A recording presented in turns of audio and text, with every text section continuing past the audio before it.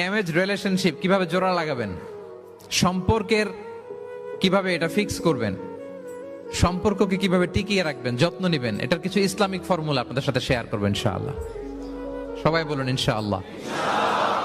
কিভাবে আমাদের মধ্যে আন্তরিকতা বাড়বে, ঘনিষ্ঠতা বাড়বে, হৃদ্যতা বাড়বে, এটার ইসলামিক ফর্মুলা 10টা ফর্মুলা শেয়ার করবেন ইনশাআল্লাহ।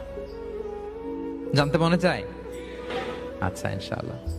তাহলে শুরু করছি, কি করে আমরা আমাদের সম্পর্কগুলোর যত্ন নিব, কি করে আমাদের পারস্পরিক হৃদ্যতা, ভালোবাসা, আন্তরিকতা বাড়াবো, এ ব্যাপারে কোরআন এবং সুন্নাহ আমাদেরকে কি বলে।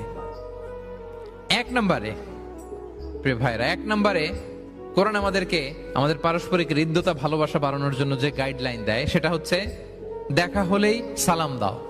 দেখা হলেই কি সালাম, সালাম দিলে সম্পর্ক বাড়ে। আলহামদুলিল্লাহ পড়বেন না?